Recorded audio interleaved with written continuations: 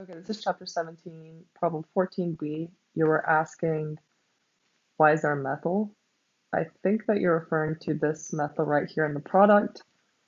If you are, we have to sort of walk through the mechanism of this because these are a little bit more difficult to visualize.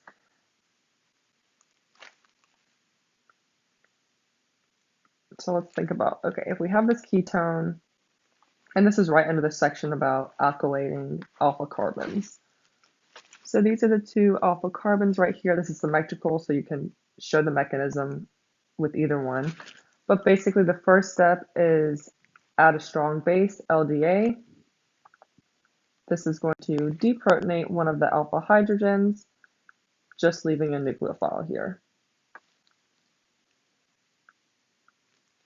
Next step, add in the organohalide. Okay, and so basically what's going to happen here is this is just an SN2 reaction. The nucleophile is going to attack right there. This carbon here, bromine is going to leave. And so let's draw out what's actually happening. So let me just number this. Let's do 1, 2, 3, 4, 5. So I'm just going to redraw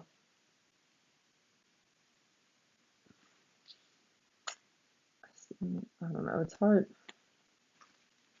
The way that they've drawn it does sort of look weird. So basically what they have in their product is this.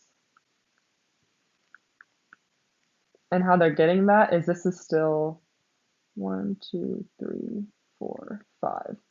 So we said we have a new bond between carbon 2 over here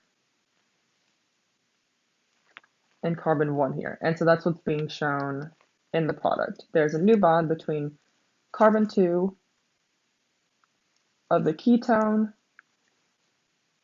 and then carbon 1 of the organohalide. And so this methyl is here.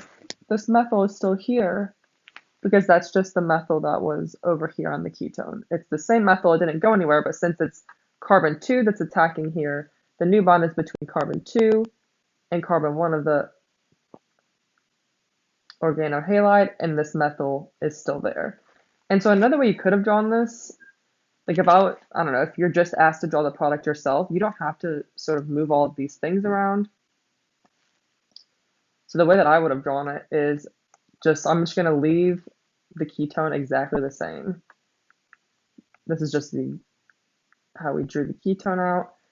I just know now there's going to be a bond at carbon 2.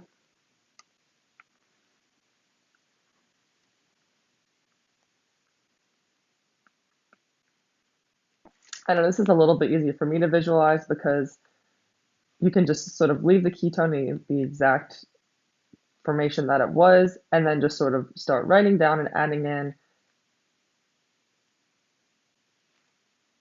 the carbons of the organohalide.